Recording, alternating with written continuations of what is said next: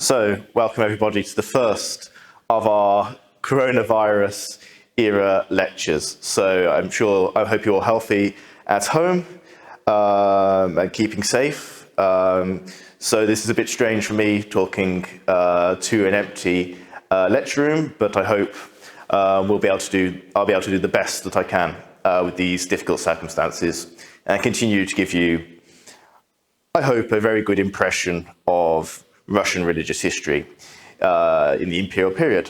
So anyway, to continue. So last time we looked at the white clergy. So that is to say, the parish priests who could marry, who had families, and who generally served in various churches across the Russian Empire. Today we're going to have a look at the second group of clergy, the so-called black clergy. And the black clergy were entirely made up of monks and nuns, that is to say, they were monastics. And in this group, there are two basic groups.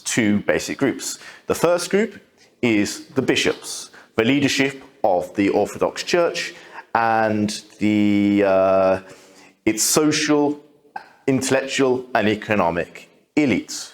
And the second group are more everyday monks and nuns who lived in convents and monasteries across the Russian Empire. Just to make absolutely clear to you, a nun is a female monastic, a monk is a male monastic, and a convent is a place where nuns live, so it's a female convent, a female monastery, and a monastery is a male institution, so it's where monks live. Okay, so with that clarification of terminology aside, let's go on and discuss the bishops, so the ruling elite of the Russian Orthodox Church. And here you see in the slide a portrait of probably the most famous bishop of the 19th century, Metropolitan Philaret of Moscow, who was metropolitan for quite a few decades in the first half of the 19th century. Died, I think, in 1867. He's going to come up a fair few times, I think, today and also in our next lecture. Right, so who were the bishops as a group? And what was their role? So basically, they were a very, very small minority in the Russian Orthodox Church as a whole. There were only 721 bishops between Peter the Great's creation of the Synod in 1721 and the Russian Revolution in 1917.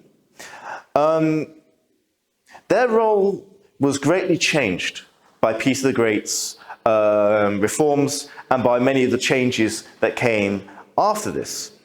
As you may remember from our last few lectures, the church was, by the end of the 18th century, was an increasingly sophisticated and increasingly modernized institution with a ever-developing, ever-expanding bureaucracy, a network of schools, and various other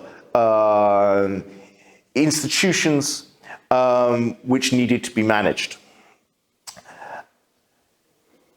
This new administration, new system of administration, meant that bishops, the role of bishops changed substantially. In the 17th century, when bishops had ruled over vast lands, they had largely served not just as religious figures, but also as landlords, collecting rent and dues and other payments from the serfs, the peasantry, who lived on their quite substantial estates. This was now, and since there wasn't really much of a bureaucracy to speak of, they didn't really act very much as bureaucrats, although they certainly supported the state order. Now, in the 18th century, this new church bureaucratic institution needed capable administrators, capable leaders, people who were educated, who knew how to deal with administration, who knew how to be savvy bureaucrats.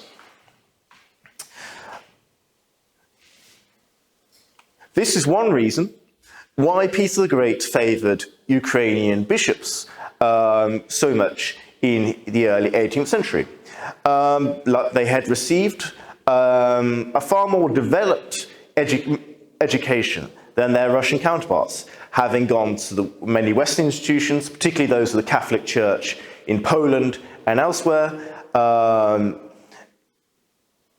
and as such presented themselves as much more capable administrators. Of course, there are other reasons which we've earlier discussed. For instance, as outsiders, they were entirely dependent on Peter the Great. They had far fewer political connections than than their Russian counterparts, and so it was thought, well, the Ukrainian bishops were more loyal.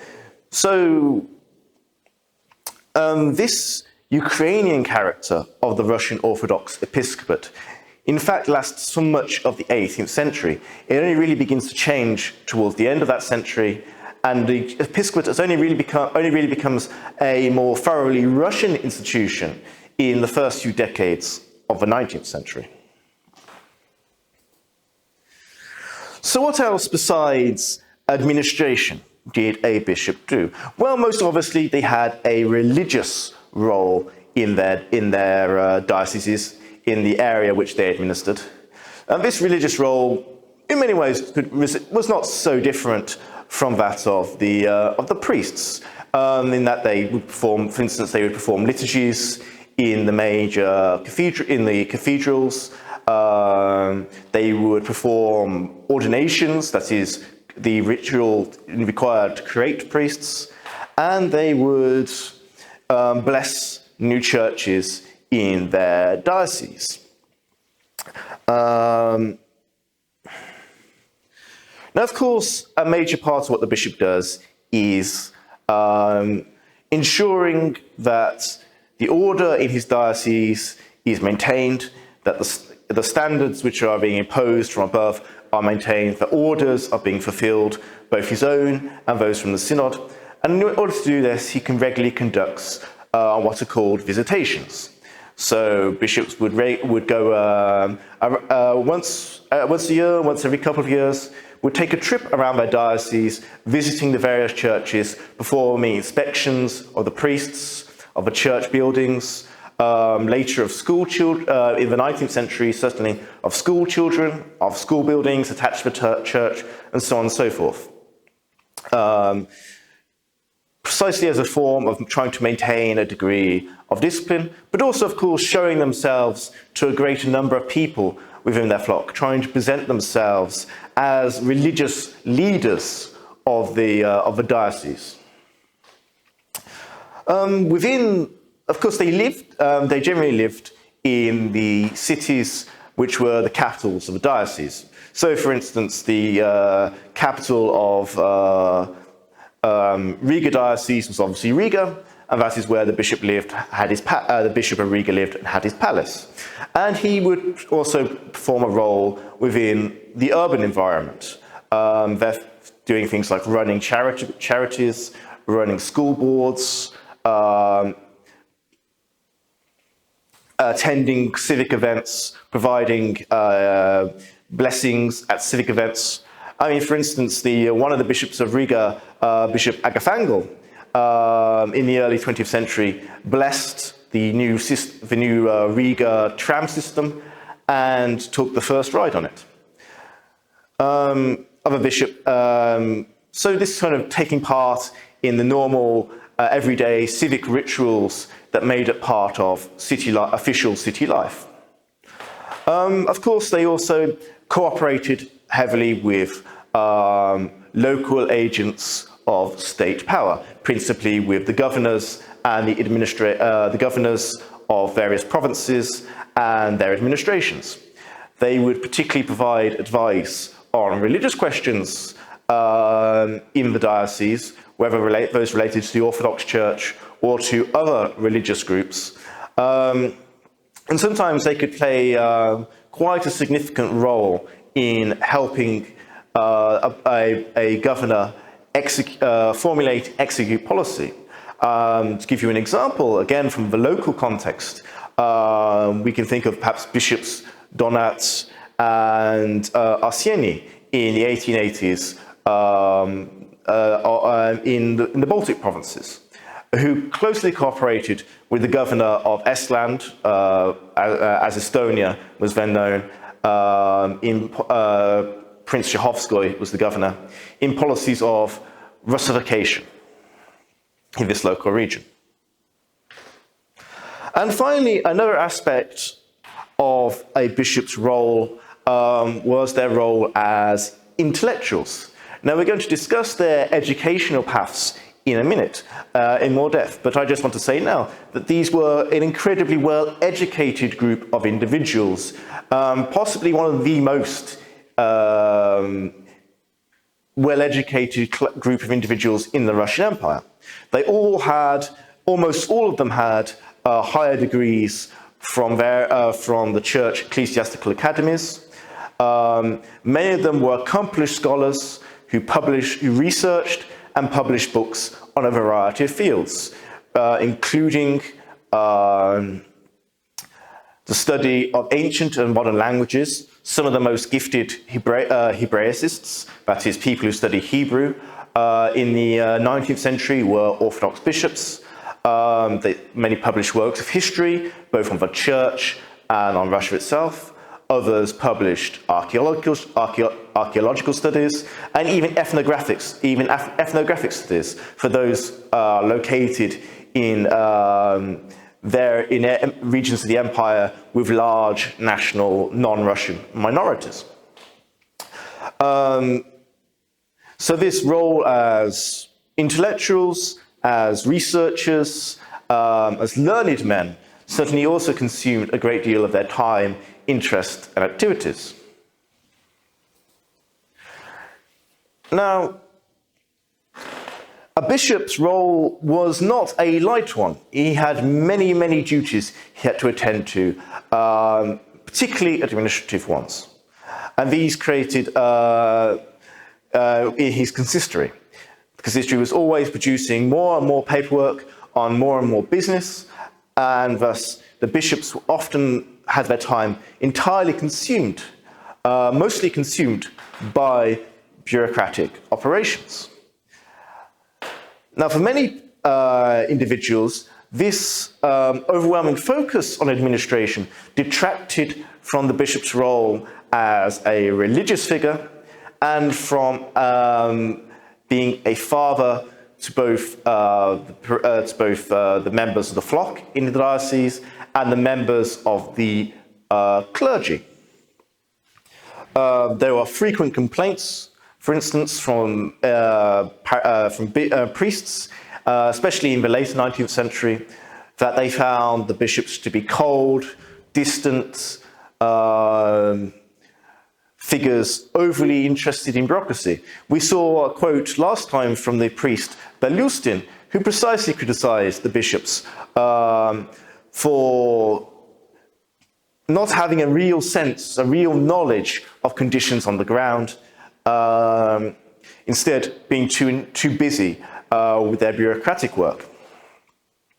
Others criticized their learning, their interest in scholarly matters. I've given you here the example of Konstantin Pobedonosov, who thought that the bishops, as a group, were far too interested in what he termed dry, scholarly questions of interest to very few people, rather than in a living engagement with other people, a living engagement with their religion, a truly pious attitude to orthodoxy and to the spread of the Orthodox faith.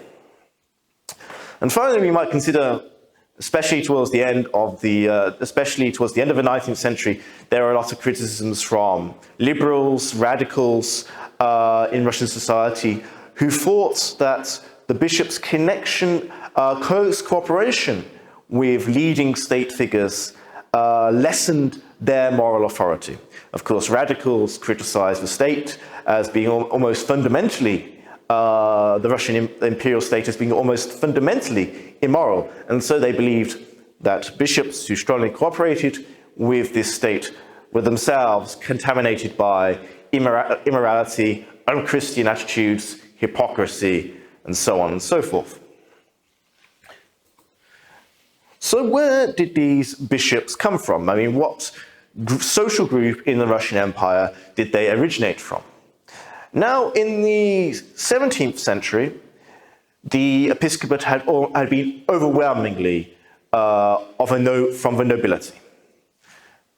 This was because, as we discussed, bishops were rich, powerful, influential individuals in the 17th century Russian state. And so noble families considered it a useful strategy to place their children, their sons, into episcopal roles. This way they could maintain their family's own wealth, its own prestige, its own ranking within the Muscovite court system. However, this really began to change in the 18th century. And by the middle of the 19th, the episcopate had utterly changed its character, its social character. It was no longer a noble-dominated group. It was instead entirely dominated by the clergy, by members of the clerical estate.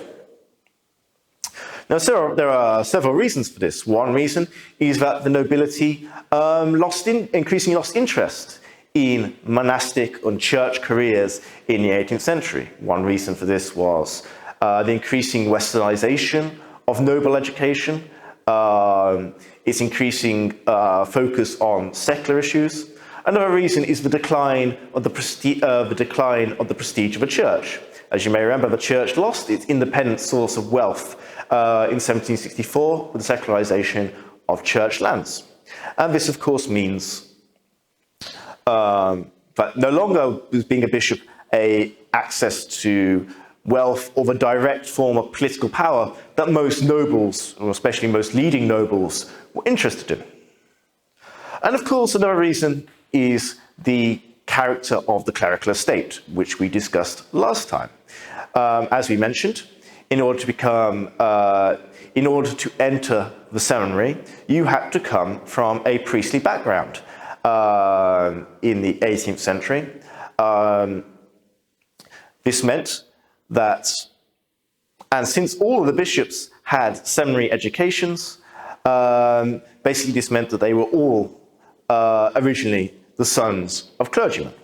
The clergy had a monopoly on this form of a religious clerical education, which meant they dominated the episcopate.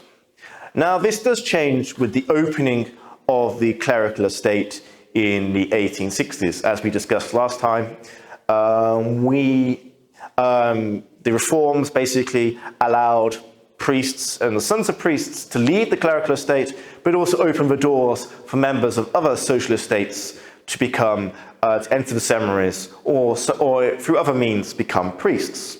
And this meant, of course, that some people were then able to advance their careers or to become bishops.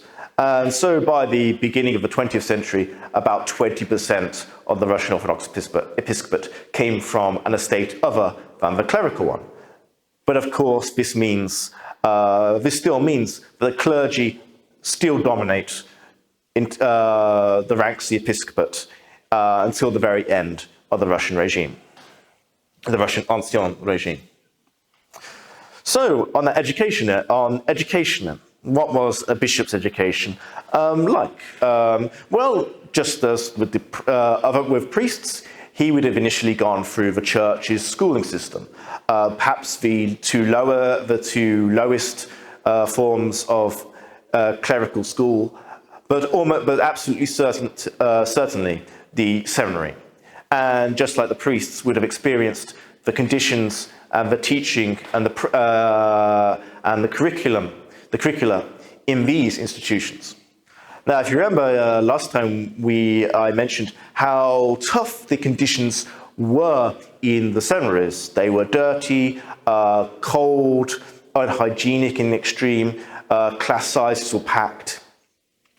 It was a very difficult place to receive an education. And the bishops were the type of men who thrived within this kind of context. They received the best grades. So it's not surprising to find that a lot of the Russian bishops are fairly tough, resilient individuals. But anyway, after receiving, of course, the top grades in the seminary, they would then go on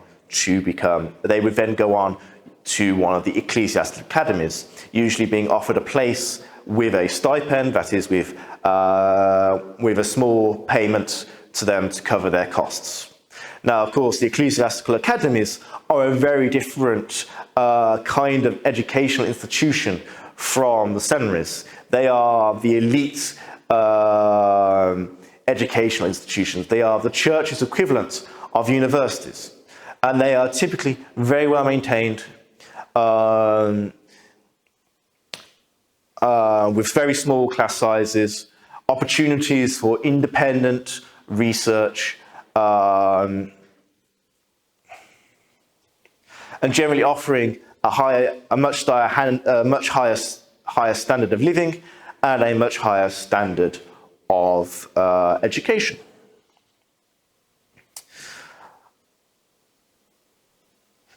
Then began their administrative careers.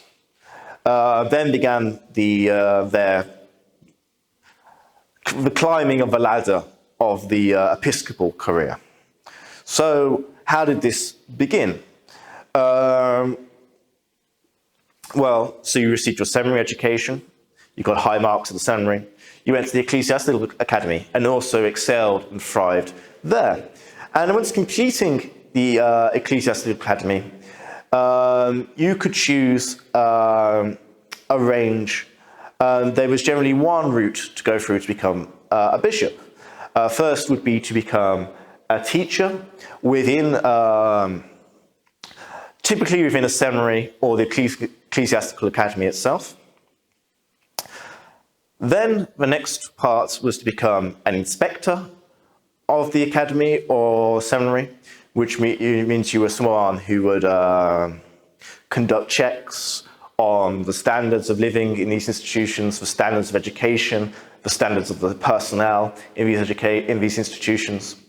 And then finally, you might become the rector of a seminary or indeed an ecclesiastical academy.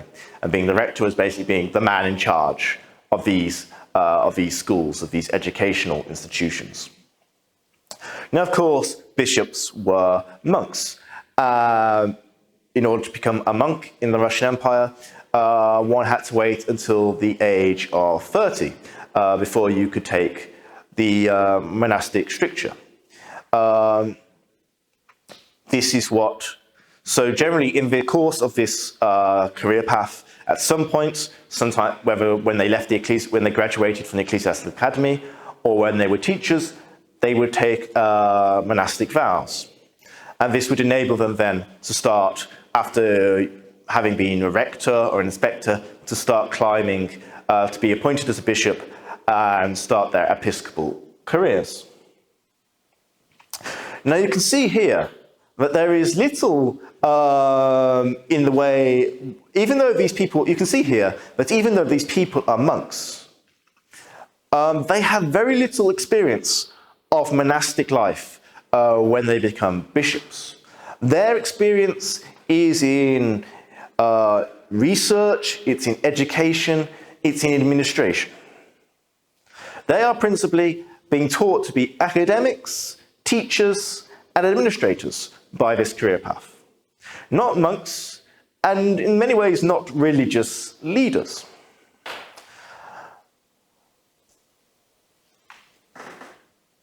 It also should be noted that it was a relatively young group. The average age of a bishop in the late Russian Empire was about 45.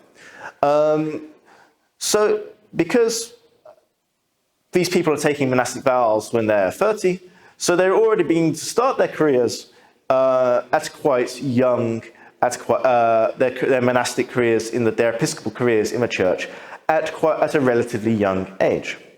Of course, on the one hand, one might say this could lead to relatively inexperienced men rising to quite high rank very early in their lives. On the other hand, you might suggest that this meant you had an energetic, young, perhaps even innovative pool of individuals to draw upon. So of course, so they were positives and minuses to this, to the relative youth of the episcopate. So when you became a bishop then, what was your sort of first job? Well, usually your first job was to be made a suffragan or vicar bishop. Basically, a suffragan or vicar bishop is somebody who is an assistant to the main bishop of a diocese. So you would assist in administrative duties in the consistory. You would take on a portion of religious duties, blessing churches, ordaining priests, traveling around the diocese to conduct visitations, and so on and so forth. So it was a way of trying to relieve, this position was a way of trying to relieve the main diocesan bishop of some of his duties, while also giving a form of training to the newest members of the episcopate. Now, once you become a suffragan bishop, what then? Well, there is a sort of system of promotion and demotion available, existing in the Russian Empire. There is a rough hierarchy of dioceses, and this hierarchy is largely determined by things like the centrality of a diocese, its historical importance, its wealth, etc., etc. So, for instance, a rich diocese, historically important diocese, or a relatively central diocese would be considered better than, say, a diocese in the, let's say, the outskirts of the empire in, say, the Caucasus, the Far East, and other sort of distant outposts of the Russian domains. Promotion and demotion, of course, worked largely at the whim of the emperor, who was advised in this by the Holy Synod and by the procurator. And generally, promotions and demotions depended on, well, of course, your performance in one job, but also the general appreciation of political reliability. Of course, the more politically reliable you were, the more well respected you were.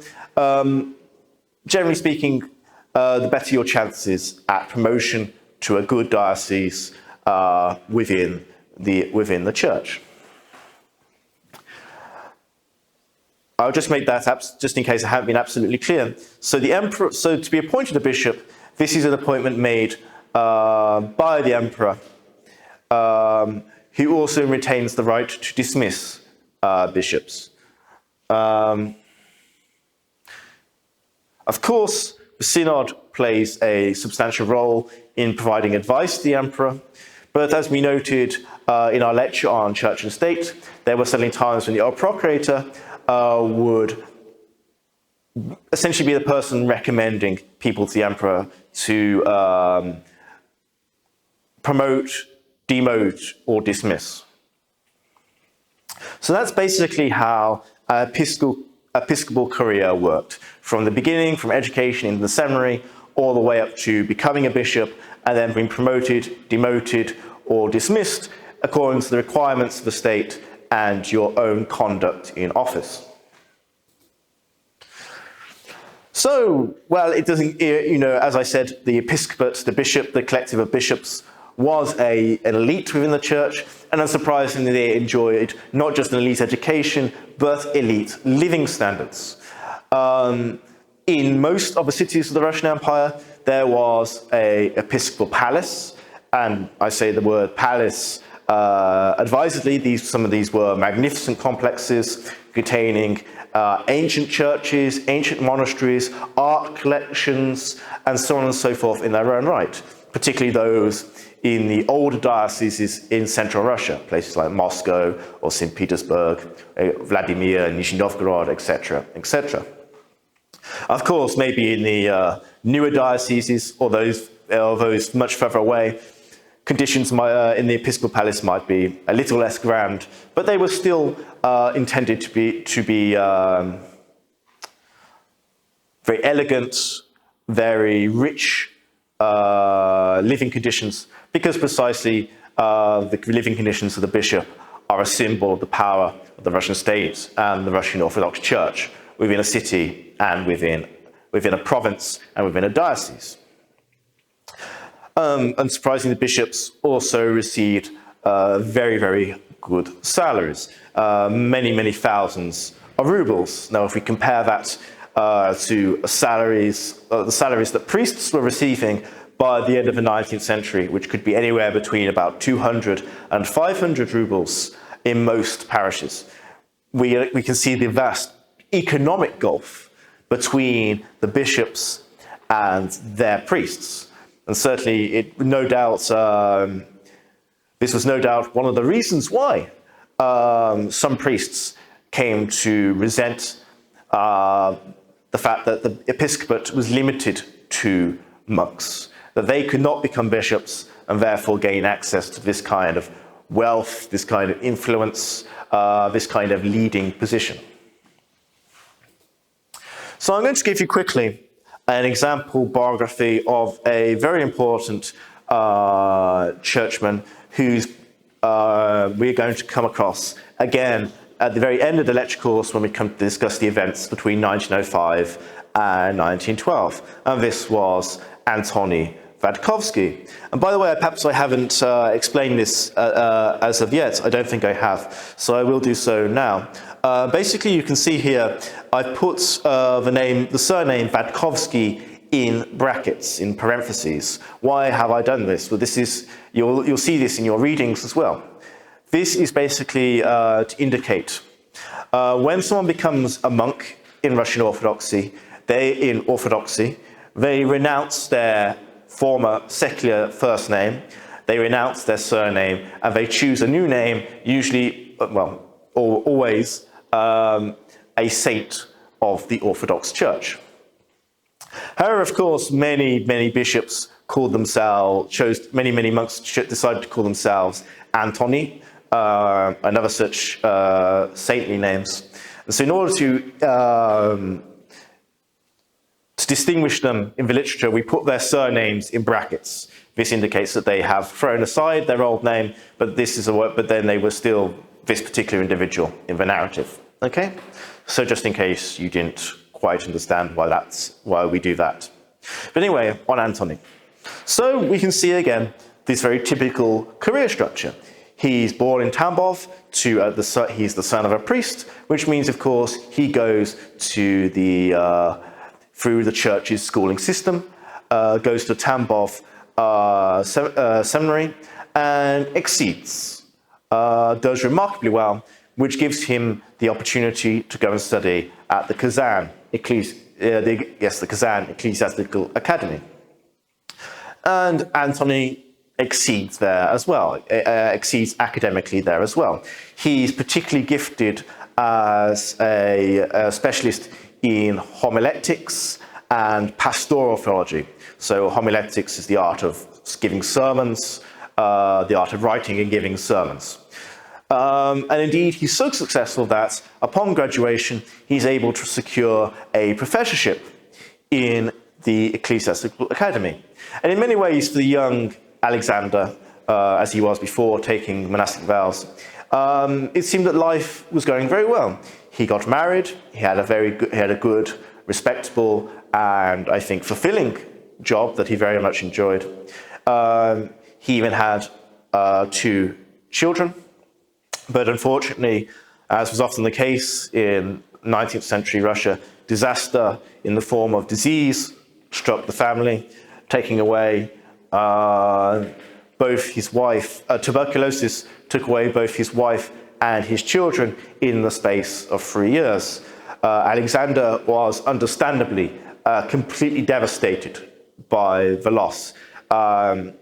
He writes to his parents that he's almost giving up hope of going on.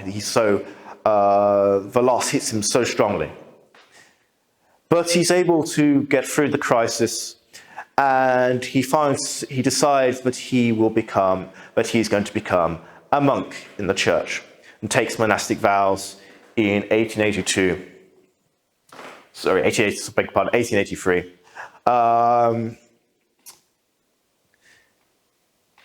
and at least initially looks like that he's going to try and have a quiet life of solitude and prayer. However, the church understood a valuable asset when they saw one, and Antony was certainly a valuable asset. And he was earmarked for greater things. Quickly, given his teaching experience, it's not surprising that he went on to become an inspector of the Kazan Academy, then taking the same position in Moscow and St. Petersburg, then rising to the position of rector, and then finally in 1887, becoming a suffragan bishop. So all in all, he's sort of a path through this early stages of the episcopal career. Took him only only took him really 4 years. It was really very much sped up. And this was the case for many future bishops. Their sort of path to the episcopate through these various positions in seminaries and ecclesiastical academies was often very quick. They were promoted very quickly in order to bring them into the pool of bishops in order to access their talent for administration on a much greater scale. It should also be noted, we're going to discuss this, I think, in one of the next lectures, I think. But Antony is also, when he goes to become he becomes the inspector of the rector of the St. Petersburg Ecclesiastical Academy, is a fundamental figure in establishing an important movement towards pastoral theology in that academy. A movement which seeks to extend the church's outreach to the newly emerging industrial working classes in St. Petersburg. But more on that in a later lecture. And so Antony quickly becomes a bishop of Finland, which at the time, the Archbishop of Finland, which is a missionary position, missionary diocese in many ways. Finland, as it is today, was a predominantly Lutheran country with a relatively small flock, but it had one great advantage for Antony in that it was relatively close to the capital of St. Petersburg. Now, Antony was proving already that he was quite an astute politician. He was very good at maneuvering in influential, high-ranking social circles in the Russian capital. He was very good at making connections, making links, both to advance his own charitable causes. I should mention he was a remarkably charitable individual. He did generally give away most of his considerable salary to help various causes, particularly, and was well noted for personally attending prisoners, for instance, for visiting prisons, and so various other people who otherwise were often forgotten by the leading members of the Russian Orthodox Church in their in their episcopal duties. And so he very quickly rises to the attention of the procurator of the time, Constantine Pobedonosov. And Pobedonosov regards Antony as being a very reliable figure and a very suitable figure to sort of helm the Russian Orthodox Church, to take the leading position in the Russian Orthodox Church, that of the Metropolitan of St. Petersburg, which Antony takes in 1898. So from becoming a monk in 1883, he had risen in the course of 15 years to become the head of essentially the leading bishop of the Russian Orthodox Church. It was a remarkable rise, but Antony was a remarkable teacher, a remarkable politician, and certainly he owed a lot to Pobedonosov's patronage.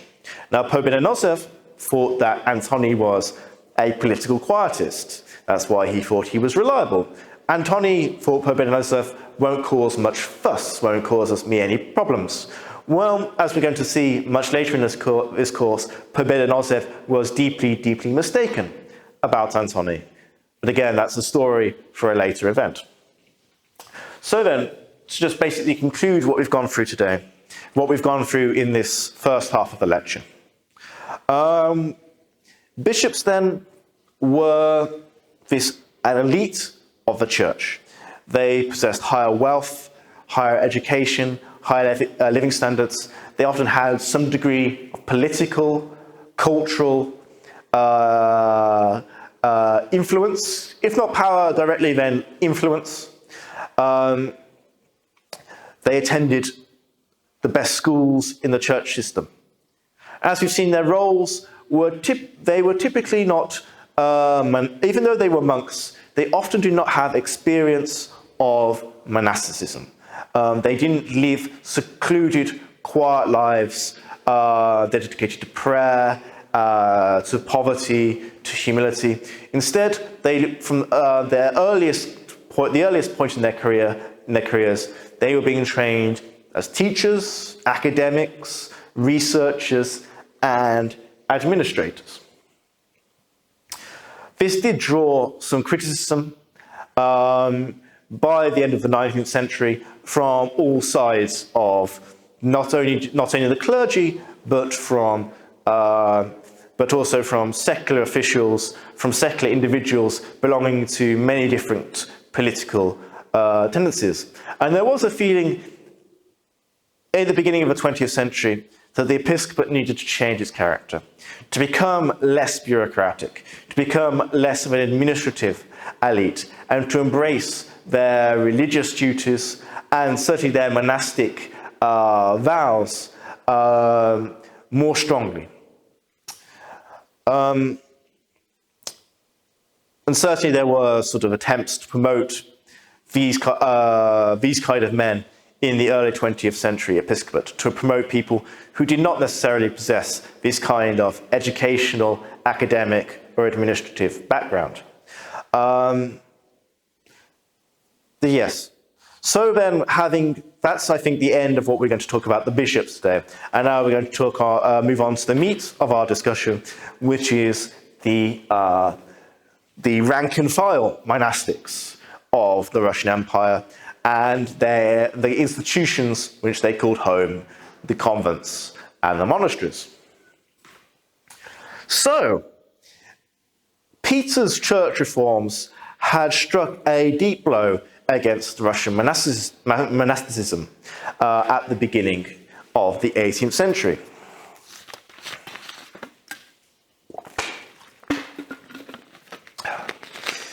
Peter regarded, as with everything else, Peter wanted monasteries and convents to fulfill a strong social use. He wanted them to serve the Russian state and Russian society. As such, Peter had no time for monasteries and convents that were dedicated to prayer rather than any kind of social service. He indeed termed such monasticism as being parasitic. And he thus launched a variety of reforms to essentially close such contemplative monasteries and convents, amalgamate them with larger ones that did serve a social purpose, such as providing homes for retired soldiers, the widows of dead soldiers or dead administrators, or which provided other social activities in their regions. Peter also put age limits on when a person could take monastic vows. So for men, this was 30, and for women, this was 50. Now, the reason this was the case was, well, 30 was already too old for a man, if a man was already past the point at which a man could be taken into the army, so he was free to join the monasteries. And 50 was when a woman had supposedly finished her duties as a daughter, as a wife, and as a mother, and therefore could be safely released to go and join a convent as a nun.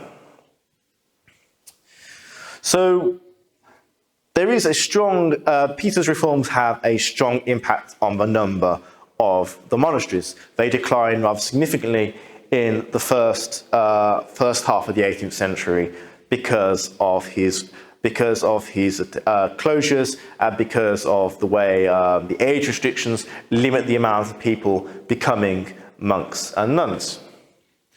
So we see here, I've given you the figure of 12% of monasteries closing from those open in 1700. The second blow is struck by Catherine the Great 40 or so years after Peter's death. When, as I've already mentioned, in 1764, Catherine secularized the land of the church. So she took the lands of the church and gave them to the state. Monasteries and convents had been large landowners, just like been large landowners in previous years. They had been in some regions they ran essentially mini economies.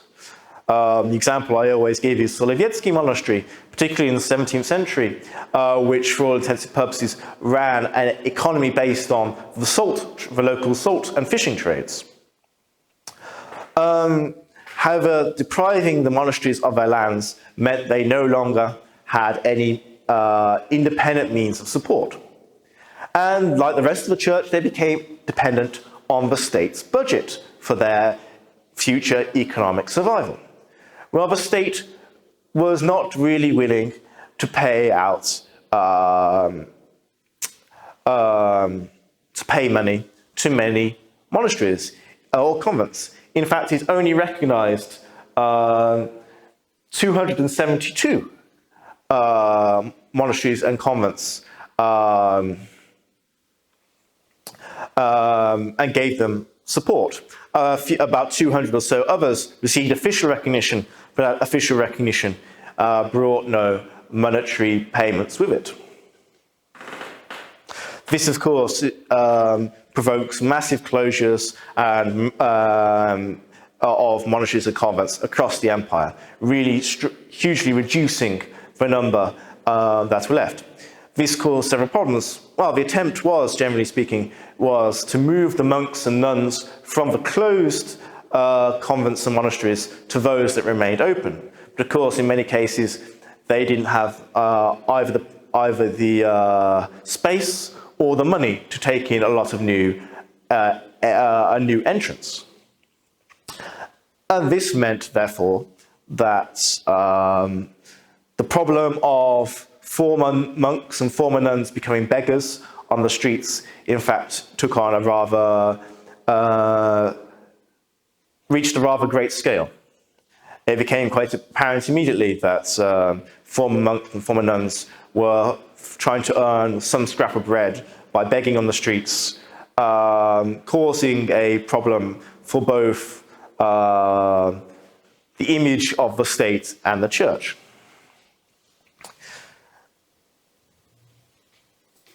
Now, what was life like in monasteries during this sort of decline of Russian monasticism that takes place in the first half, roughly, of the 18th century?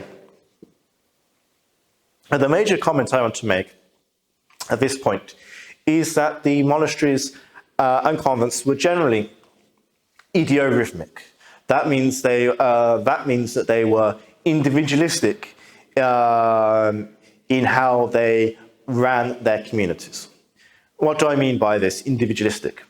Well, it means basically that there was no general rule governing how all of the monks and nuns in these convents should behave, how they should spend their time, what standards they should keep. It was very much left down to the individual monks and nuns in these institutions. There was there was little in the way of collective community life. in these idiorhythmic monasteries, for instance, it was not obligatory to attend communal meals, communal religious services, etc., etc. Again, very much was left up to the individual monks and nuns about how they wanted to dedicate themselves to prayer.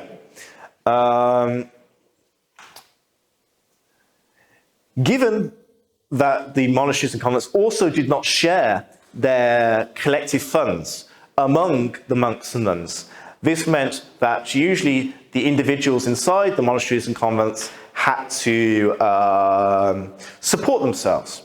Now, if you're a retiring nobleman or a widowed noblewoman, then of course you had your own independent source of wealth, and you could live a fairly luxurious lifestyle. In fact, in many ways, perhaps your lifestyle would not have differed so much from what you'd had in the secular world beyond the walls of the monastery. So, of course, again, you can see this luxurious lifestyle being led by some of the more privileged nuns and monks did not necessarily meet the religious standards usually expected of monastics. On the other hand, for the poorer members of these communities, they would have to engage in market activities. Basically, they would have to go outside the monastery and convent. Many of them have to go outside the monastery and convent and sell the goods that they produced.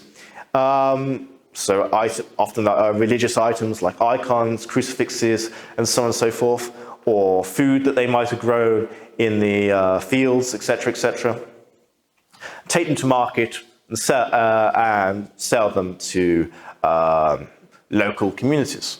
And of course, this meant being engaged in economic activity meant that they were, of course, engaged in haggling, quarrelling, debts, borrowing, etc., etc. Again, activities generally not thought to be up to the standards expected of monks and nuns. And it also should be noted that some of these individuals, the poorer individuals, would have to work in the monastery and convent, often on the lands that the monastery and convent owned, or in the buildings themselves, perhaps to earn some money, to earn their keep.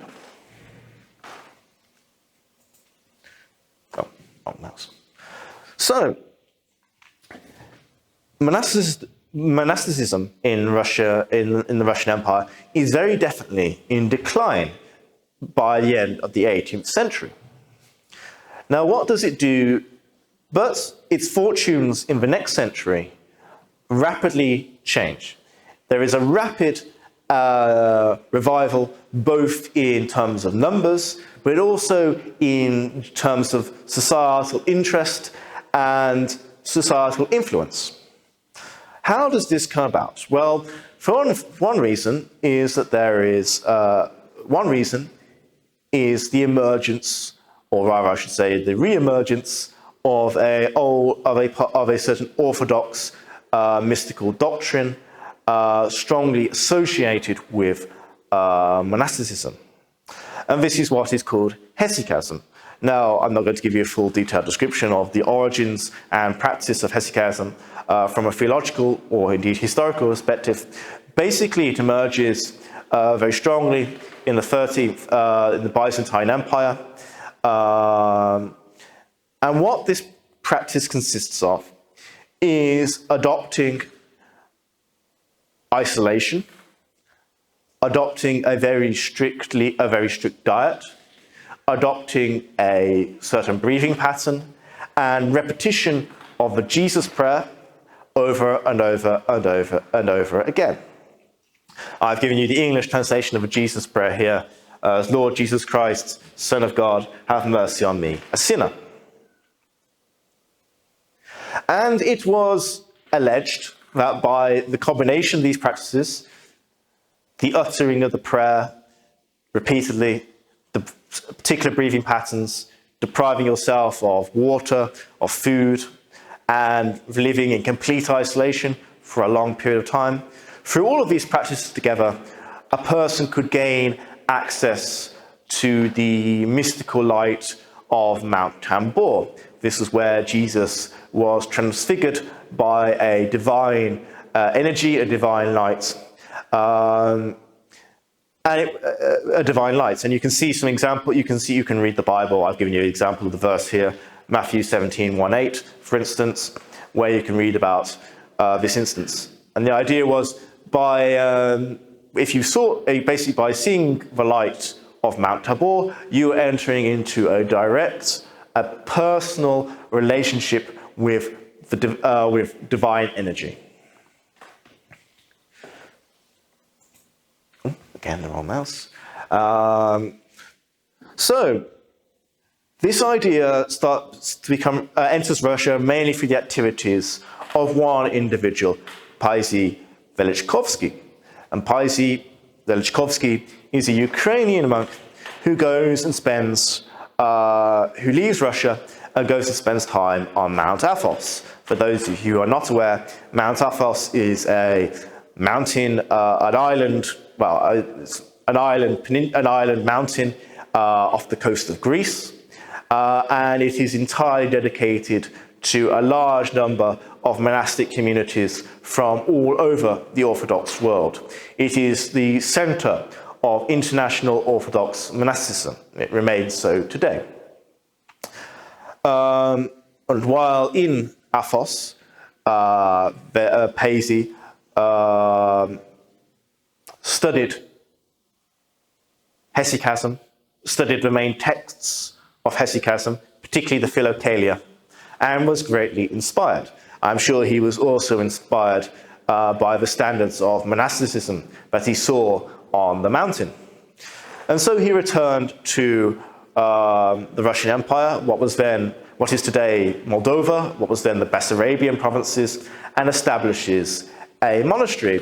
And it's not one of these ideorhythmic, individualistic monasteries which we discussed previously. This is a kenobetic monastery. This is a institution dedicated to strict rules for all the monks living inside it, strict rules for strict regulations on their behavior, on their living standards, or strict requirements for collective prayers, collective eating arrangements. And in this new monastery, Paisy does a great deal of scholarly work, translating this main text of hesychasm, the Philokalia, into Russian. And the work was a smash hit in late 18th, early 19th century Russia, particularly among the Russian episcopate, among the high-ranking Russian bishops, the educated Russian bishops, but also increasingly among more average, more normal believers. One of the most sort of popular works of Russian spirituality in the 19th century is a book called The Way of the Pilgrim. I know it's available in English translation. I'm sure it may exist in Estonian translation as well. And The Way of the Pilgrim precisely describes a Russian peasant's discovery of the Philokalia, discovery of hesychasm as he wanders around Russia, spreading the word about this practice, spreading the word of how to live a pious, wise, and generally godly life. Yes, and of course I just realized I should mention one of the major figures to be influenced by Paisy's Philokalia, translation of the Philokalia by hesychasm, was certainly Metropolitan Philolet Drozdov of Moscow, whose portrait we saw at the beginning of the lecture. And he became a fundamental figure in sponsoring new monasteries, precisely with an aim of generating and provoking this kind of orthodox, mystical spirit, the hesychastic idea.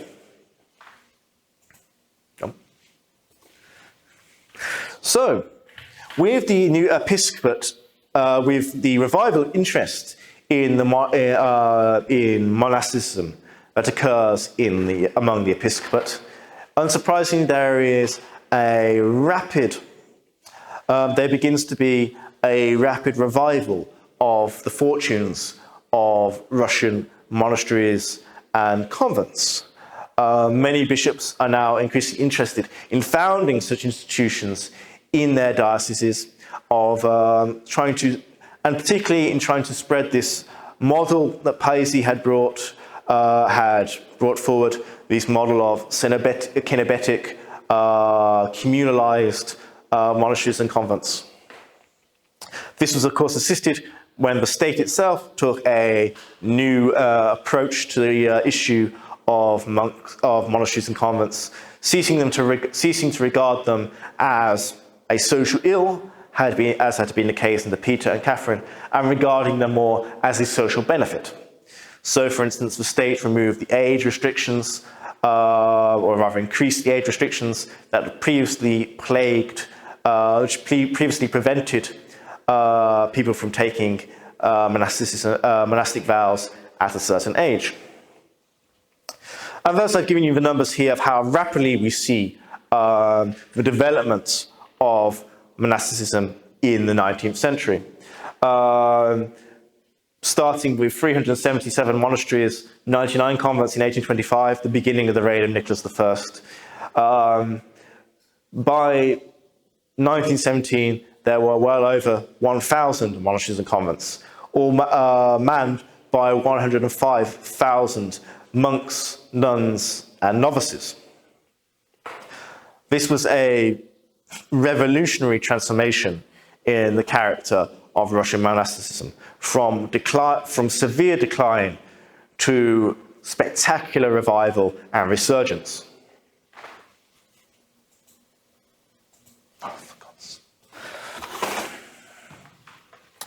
So, as I mentioned, most of these new monasteries and convents were kenobetic in character.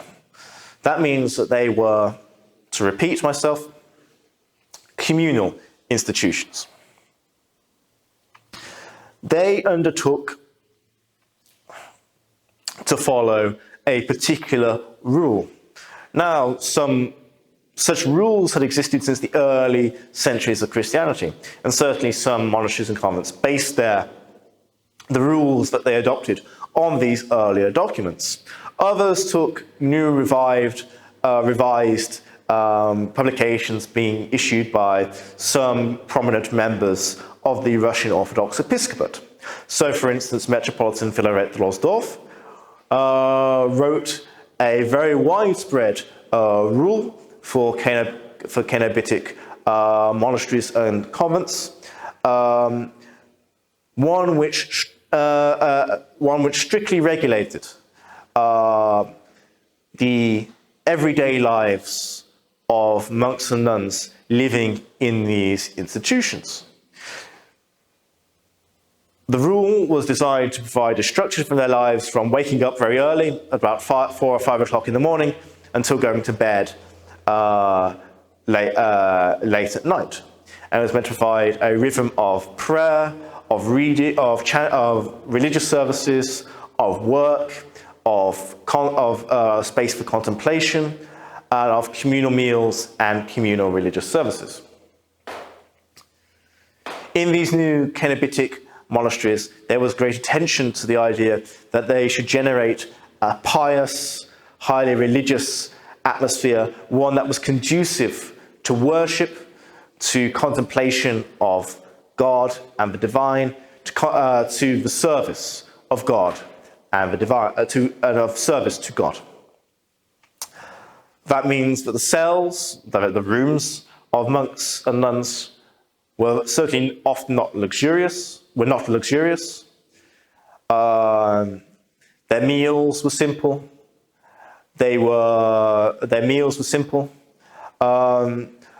Unlike previous monasteries and convents, the institutions themselves now shared their money and their income, their produce, among the brothers and sisters of the convent or monastery. thus meaning that there was no need for the poorer monks and nuns to go out into the outside world, to trade, to sell, to buy, thus potentially contaminating them with secular behaviours, secular tastes and habits. And of course, there is strict enforcement, at least theoretically speaking, of the monastics' vow of celibacy, their vow not to have sex. So generally, the visits of members of the opposite sex to the cells and monastics are strictly regulated. Usually, unless there was a particularly good reason, it would generally only be members of that monastic's family.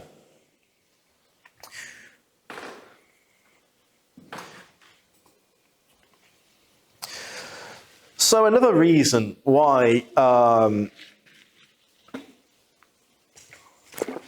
another reason why there is a revival in monasticism in the 19th century, and a reason also for the distinctive character of that revival, is the prominence of women's communities. And these emerge, these bodies, these communities, these societies, emerge as a response to the problem caused by Catherine the Great, secularization of church land and the subsequent closure of convents. Many women do not find places in the convents that have been kept open. They are reduced to poverty, to begging. The synod did not really have money to open new alternatives to these to the convents, and so was reliant on private initiative. And some of these groups of women who had been thrown out of their convents began to form together to form communities, often supported, backed by some figure in the secular world who provided perhaps land, perhaps money, or political support, who retained the support of the bishop, and helped these communities to establish themselves and flourish. The synod was very much in favour of such initiatives, of course, because it didn't have to pay them anything. These were private initiatives which were funded through private means, either given by one individual or collected from several or from groups. Again, we come back to this figure, Metropolitan Philaret Drozdov of Moscow, strongly backs the foundation of women's communities in his diocese. He sees them as model religious communities, living in the sort of Kennebetic style that he strongly supports and hopes to spread among the Russian monasteries and convents that still existed. And again, we see a massive growth in the foundation of these communities. And many of them, after several years, eventually became recognized by the synod as official convents. And in some cases, that recognition brought payments from the state budgets to support these communities. I'm going to try and give you a sort of a more concrete idea of how such communities were founded. I'm going to give you an example now of one, the Anosino convent near Moscow. So it was founded by a noblewoman, Yevdokia Tucheva, who was born in the last quarter of the 18th century. Her family life, unfortunately, began very badly. After only a year of marriage, her husband died, which meant she was left alone, and she was pregnant at the time. So she was left alone to raise her young daughter.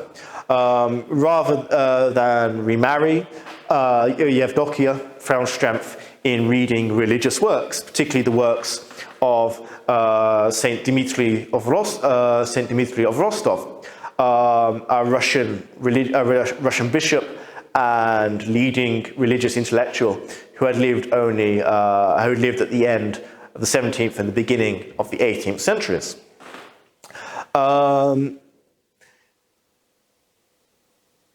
She bought then a small territory, the territory of Anasino, where she intended to create a community for poor women seeking charity, seeking a retreat from the world.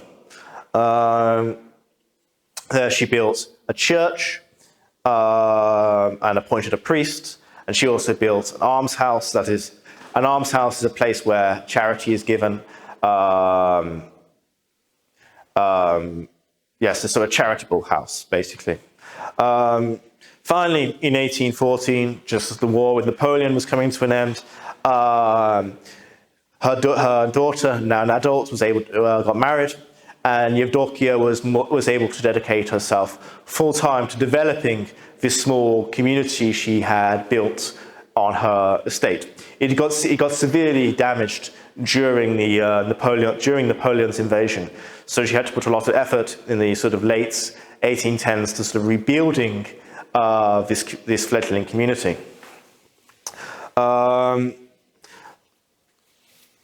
Finally, in 1822, it became officially a women's community with the strong and heavy backing of Metropolitan Philaret. And shortly after it became a women's community, Yevdokia took monastic vows herself, becoming a nun, which meant she was able to assume the role of abbess of the community. Abbess is the leading nun of a convent, the nun in charge of a convent.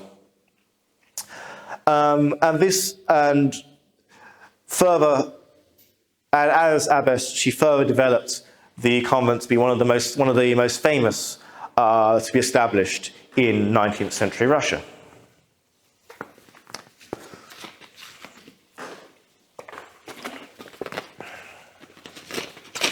So,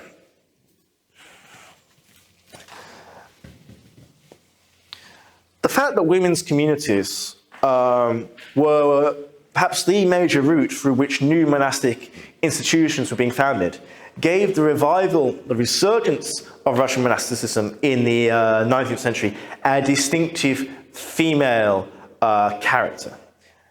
The number of nuns and the number of convents significantly outweighed the number of monasteries and the number of monks in the 19th century. Now, we should have a brief think about the mentality of those who wanted to become nuns. Why did they opt to to renounce the world, to renounce comforts, to renounce sex, to renounce their families perhaps? Why did they choose this option? Why was it attractive? Well, let's remember that Russia at the time, indeed most of the rest of the world at the time, was a strongly patriarchal country that absolutely privileged men over women.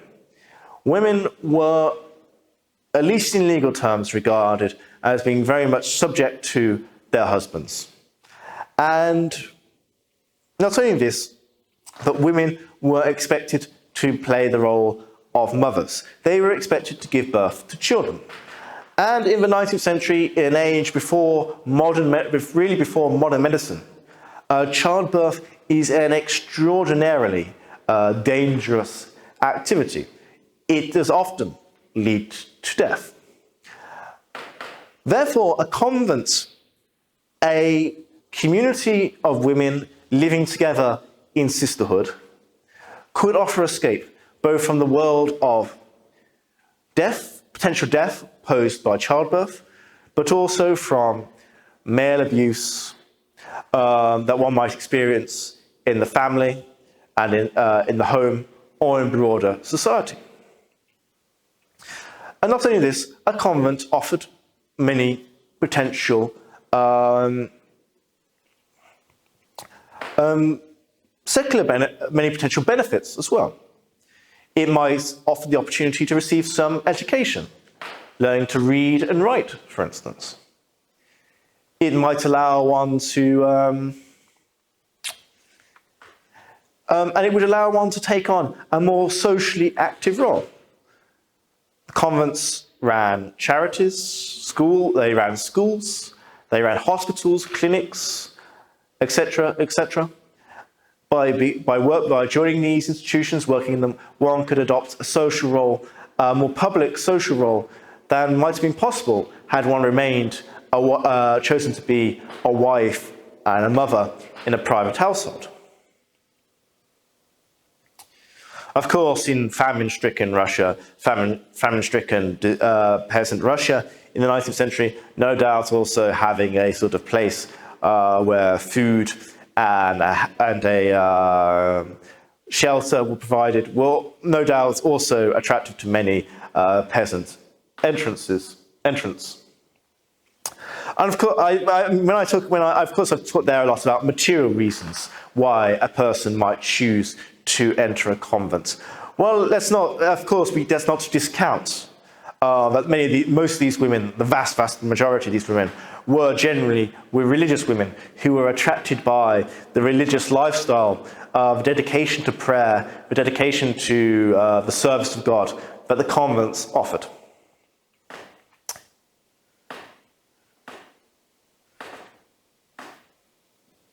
Okay, so let's carry on. Now, this transition from individualistic, ideorhythmic monasticism to communalistic, kenobetic forms, of course, produced resistance among, especially in the older monasteries and convents, those which had not been closed in the 18th century, which had survived both Peter and Catherine, and have thus maintained their old traditional lifestyle. Now, as you mentioned, the bishops of the 19th century were very interested in promoting this new kenobetic, communal, monastic style, precisely because they thought it was a better developer of genuine monasticism, of genuine piety, of a genuine monastic lifestyle.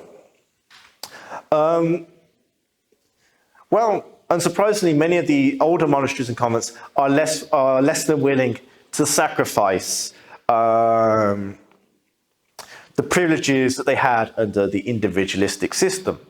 They did not want necessarily to be subject to these very strict monastic rules, to sacrifice potential comforts they had, but also to sacrifice the sort of individual direction they could take in governing their religious and spiritual lives. A sacrifice which was required when one was subordinated to the very strict communal religious rules of the kenobetic form of monasticism. And there is resistance, spiritual resistance in some cases, to any kind of change, often by resisting abbots and abbesses, so the leaders of male and female monasteries and convents, resisting these individuals appointed by the bishops to introduce reforms, conspiring behind their backs, etc., generally trying to block the changes, disobey them in every way that they could possibly do so legitimately. And it is the case that that still at the beginning of the 20th century, not all of the old monasteries and convents had transitioned to a kenobetic style of monasticism. There were many ideorhythmic monasteries and convents still around by the early 20th century.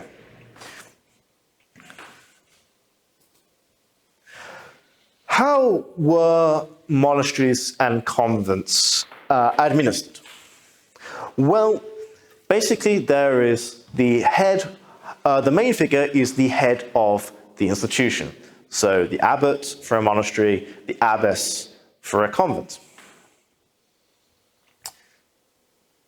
In the 18th century, these people had been nobles, mostly. In the early 18th century, at least, these figures were nobles. They came from a noble estate. Again, this is like the case with the bishops.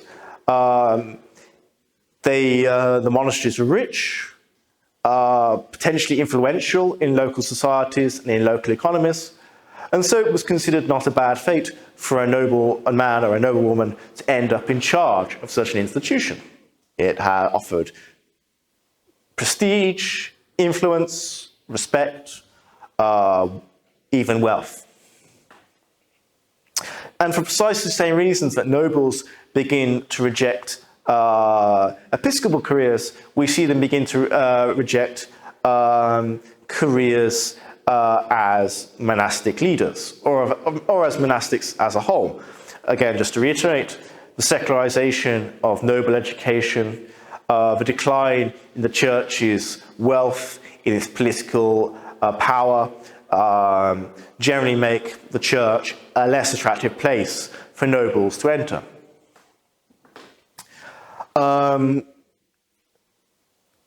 What we therefore see is increasingly other estates rise to take to prominence in the leadership of convents and monasteries.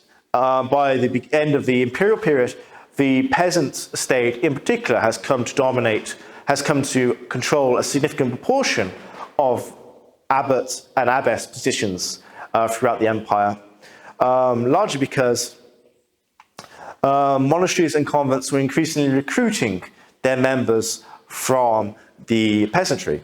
The peasantry had been liberated from serfdom in 1861 under the Great Reforms, and thus were far freer to enter into the convents and monasteries if they so choose.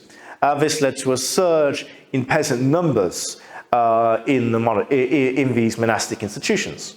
And therefore, obviously, if more of your members are peasants, there is a higher likelihood that your leadership will be peasant. These individuals, particularly in Cenebetic communities, were often elected by the brothers and sisters communally, and this choice would have to be approved by the local bishop and the diocese and the synod in St. Petersburg. So you can see there is some there is some independent communal life within these institutions, but it remains still under the supervision and control of the synod in St. Petersburg and of the bishop of the local diocese. This control, by the way, is further institutionalized in 1797 when the synod creates the position of the monastery deans. These individuals these are priests appointed by bishops for the diocese to inspect and supervise all of the monasteries and convents of a particular diocese. Thus, there was, therefore, now an administrative position ensuring that the diocese and the synod had some kind of direct eyes and some kind of control over the monasteries and convents. Now, the abbots and abbesses, of course, did not govern entirely alone. They were usually assisted by two particular figures, a treasurer and a secretary. Obviously, the treasurer dealt with financial matters, and the secretary generally dealt with bureaucratic tasks, administration, correspondence, etc., etc. And this trio of figures usually governs most monasteries and convents. Some have monastic councils where all of the brothers and sisters will group together to decide the major decisions of their institutions. But these aren't very common in the 19th and early 20th centuries. So, as we mentioned, the monasteries went from controlling a huge amount of land in 1764 to barely controlling anything after Catherine the Great's secularization. Very few received money from the state, and that money generally was not sufficient to maintain themselves. This forced them to rely on their own means. They would produce, beg your pardon. So, in their allotted work, in the time that they were allotted to work, some monastics would, of course, engage in general tasks like cleaning the monastery, cleaning the institution, singing in the choir, perhaps assisting visitors to the church, performing in religious services, and so on and so forth. But others would take up some kind of religious economic activity, such as the production of crosses, the production of icons, baking what is known as prosphora bread, a form of bread used in Orthodox religious services. And these items could be sold to visitors to the convent or monastery. This meant, unsurprisingly, the more visitors that you had, the more things you sold, the better off financially the convent or monastery would be. Which meant basically there was a heavy reliance on pilgrims. Pilgrims are people who undertake a religious journey to a monastery or convent to pray there, to see its sacred relics, and to engage in other religious activities within the monastery or convent. And so, unsurprisingly, the richest monasteries and convents in the Russian Empire are those which attract the most pilgrims. I've given you here the example of the Trotskaya Sergiev Lavra in Moscow, not only an extremely famous Moscow monastery because it contains the remains, the relics, of many figures, but in particular of Saint Sergei of Ladonezh, who has often been regarded as Russia's national saint. And the fame of his relics, the miracles that they supposedly produced, drew pilgrims from all over the empire. Of course, they spent money within the monastery, therefore allowing it to accumulate quite significant degrees of wealth from this business. Of course, for small, new monasteries and convents, this was more problematic. They often did not draw in local many visitors, perhaps because of distance, perhaps because they were located in primarily non-Russian, non-Orthodox localities, which meant that they could potentially struggle financially. We're going to discuss pilgrims and pilgrimages more in the next lecture. So I think we will move on at this point. One more thing I should of course mention is one other economic activity engaged by monks and nuns is that when individuals visited the monastery or convent, they would often pay a monk or a nun to pray in the name of someone's memory. So this was another way to pray for somebody. This was another way in which the monasteries and convents drew in cash from their visitors. Now, I just mentioned there the question of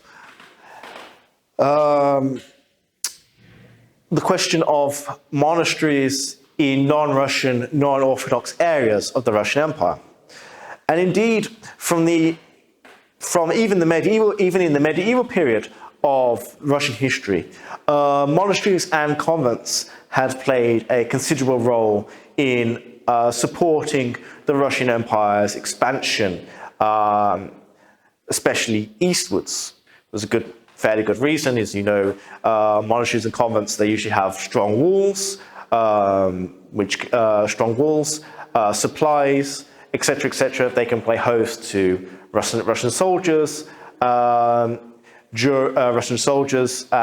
settlers, as various conquests, various processes of expansion go forward.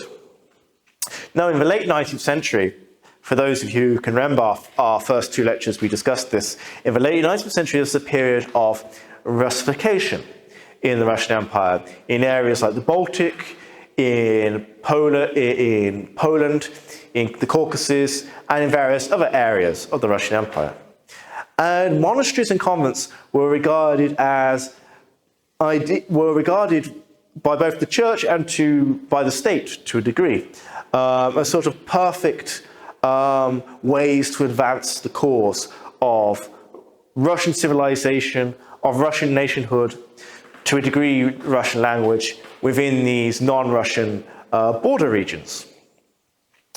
It was regarded that their sort of charitable activities, the schools they would create, would draw non-Russian groups to the monasteries and therefore towards Russian civilization and towards greater sympathy with the Russian state. Just to give you an example, again, a local example, in Putitsa, there is a convent. I don't know if any of you have visited it. It's a rather spectacular site. I've given you a picture here. But this was founded in 1891 precisely by the Russifying governor, Prince Chekovskoy, as a cultural support to his policies of Russification in the Baltic. One other service that monasteries traditionally played in the Russian Empire was that of prisons.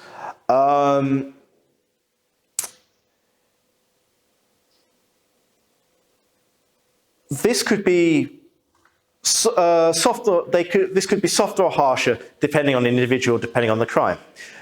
Some priests or some parishioners would perhaps commit a spiritual crime that required a degree, or an offence that required a degree of punishment, a penance, a religious punishment, a penance from the bishop or from the religious authorities, and they might be sentenced to spend some time in a monastery or convent.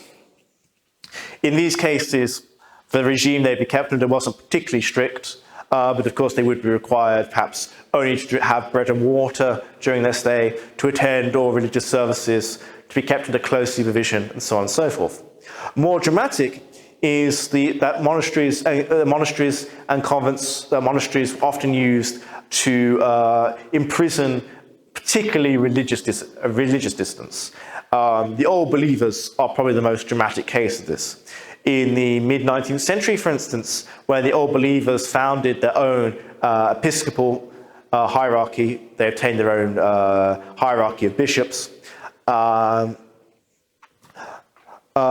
great many of these bishops, when they were caught illegally traversing the Russian lands, they were arrested and they were sentenced to imprisonment in the infamous Suzdal monastery prison, where many of them spent the rest of their lives. In fact, some of them dying while still imprisoned. Of course, this is problematic for two reasons. The first is it's a burden on the monasteries and convents themselves. These are, as we're going to see in a moment, these are not necessarily rich or wealthy institutions. And now they're being asked to basically take care of feeding, of watering, of clothing, and of maintaining numbers of prisoners. This does not necessarily bring in additional support from the state.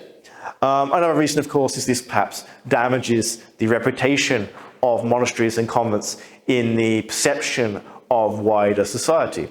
I mean, these are supposed to be places of prayer, of love, charity, of all the Christian virtues. These institutions are supposed to be the epitome of Christian virtues, and yet they're being used as prisons, especially against religious dissidents.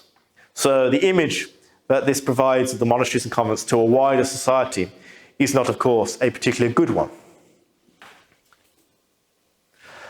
And indeed, by the early 20th century, it could be broadly said that the monasteries did not particularly enjoy a great esteem among educated society.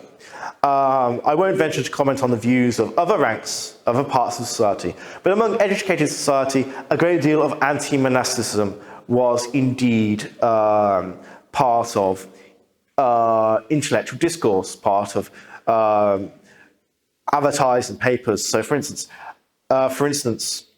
sexual scandals, incidents of drunken behavior, incidents of immorality or crime focused on monasteries or convents were reported in the cheap press as scandalous news to entertain, to shock their readerships.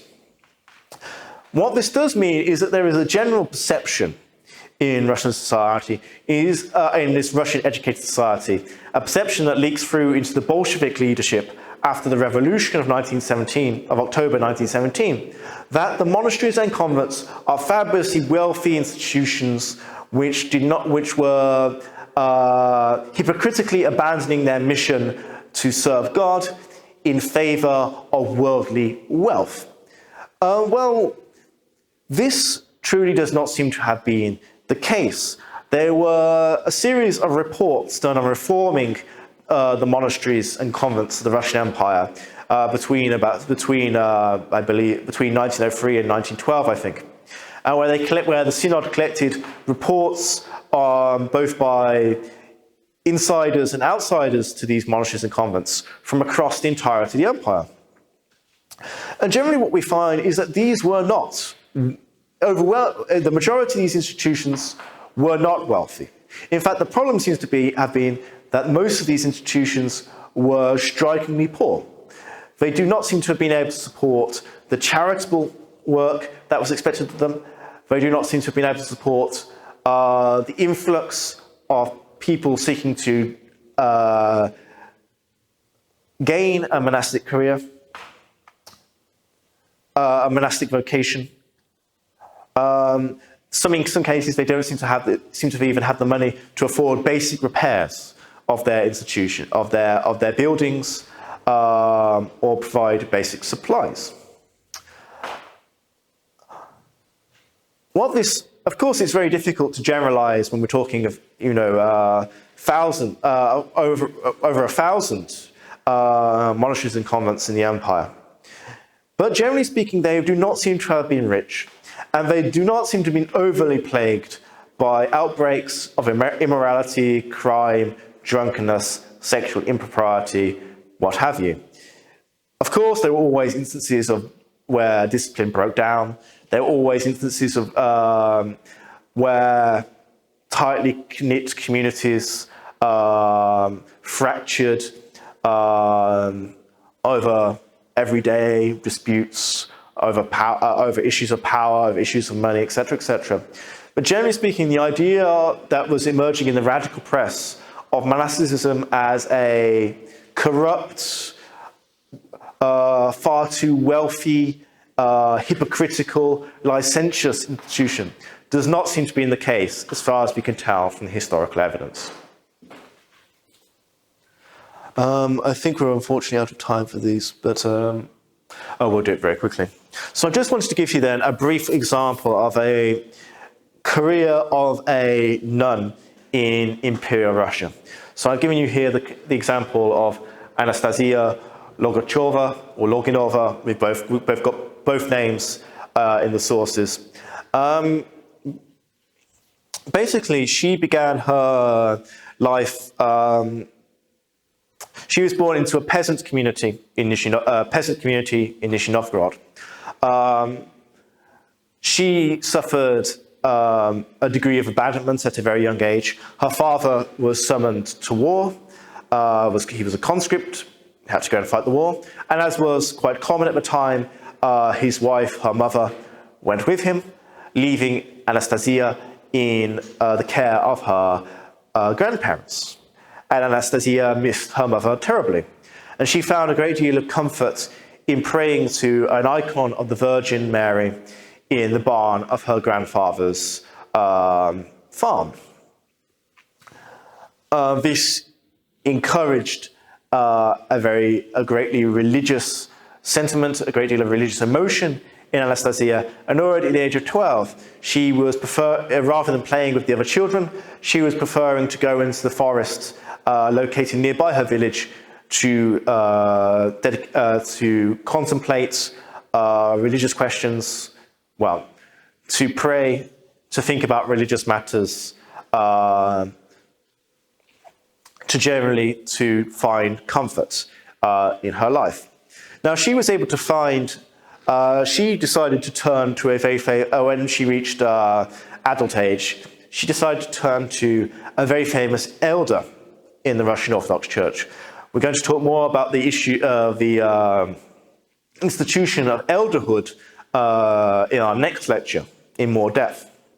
But for now, an elder was often a religious figure who was widely esteemed and widely regarded as both a good advisor as well as someone who was lived a holy life, was generally regarded as a spiritual counselor who could help you through difficult times.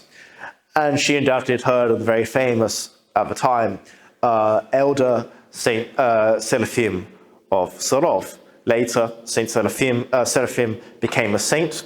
He was made a saint in the early 20th century at the direct request of Nicholas II. And while visiting, and she asked Seraphim's permission as her spiritual elder, would he allow her to become a nun, so she'd be able to dedicate herself to this, to prayer, to contemplation, but also to social activities, social care, charitable activities. Saint Seraphim told her no, because she owed care to her parents, who were now getting on in years, getting older, had no other children to support them, and that she would only be allowed to become a nun once she had fulfilled her duty as a loyal daughter. After her parents continued to live for quite some time, but they did finally pass away, and then she returned to Seraphim for a final time to once again ask permission to become a nun, and he decided to grant it as her elder, to permit her to become a nun. Initially, what she wanted to do was build a small women's community in the same forest, near the same cave, where she had prayed as a young girl. However, these were lands owned by the state, and the local manager of the estate drove her off. She was not given permission to use those lands. Her next step was to engage in at the time, the mid-19th century, a very long, very arduous and difficult journey to Jerusalem in the Holy Land on pilgrimage. This was quite a feat to accomplish in the middle of the 19th century. In any case, upon returning, she went to Siberia, to a newly founded convent near the western Siberian capital of Tomsk. And there she finally, after a life of finally settled down. And indeed, she was respected enough in that community that before her death, she rose to become the abbess, thus leading the community. And here we have an example, a very classic example of a woman from a very low social background becoming an abbess. And the fact that so many peasant women were abbesses, of course, being an abbess for a peasant woman must have been quite a substantial change in status. It meant being a respected religious leader, not only within the convent walls itself, but also in local society.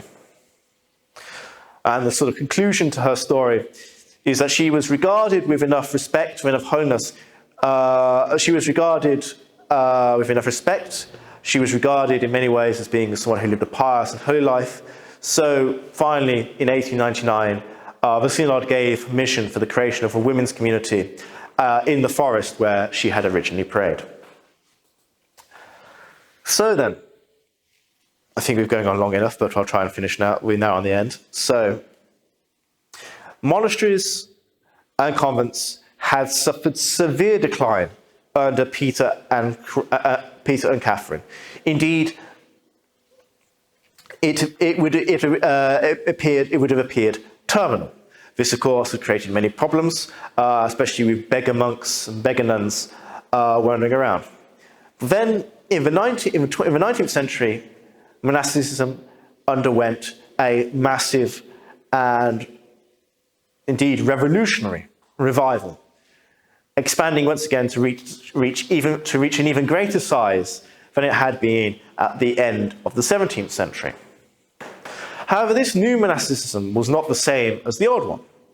It was dominated much more by women than by men. There were more nuns in the revived monasticism, and there were more convents.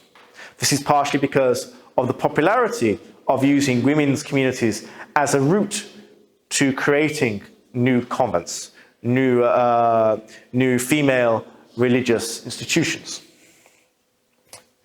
Another change had been the social composition of monasticism. In the 17th and 18th centuries, monasteries had been dominated often by the nobility, precisely because there was a need to support yourself in the monastery and convent, and precisely because nobles were attracted by this lifestyle as a potential way of retiring upon the conclusion of their careers. But in the 19th century, peasants increasingly made up the majority, not only of rank and file nuns and monks, but also of abbesses and abbots. This is because, partially, as we explained, the decline of the interest in nobility in church careers, and also because of the emancipation of the serfs in 1861, which granted the serfs greater liberty to pursue this kind of religious lifestyle.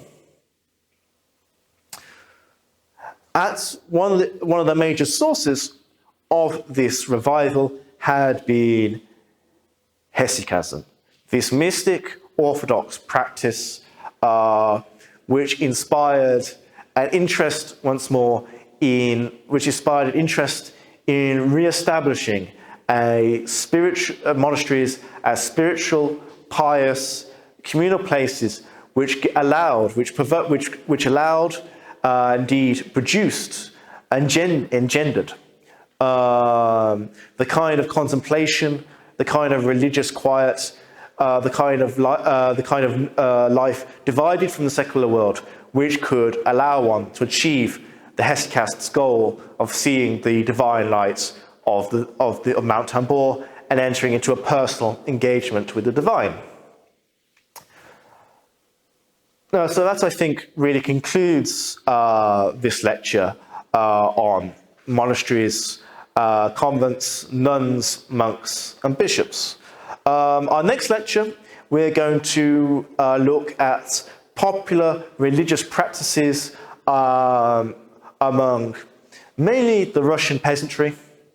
And we're going to we will return to some of the themes we brought up today, particularly pilgrimage and the role monasteries played in it, and elderhood and the roles monasteries played in that. So thank you very much, and I'll see you next time.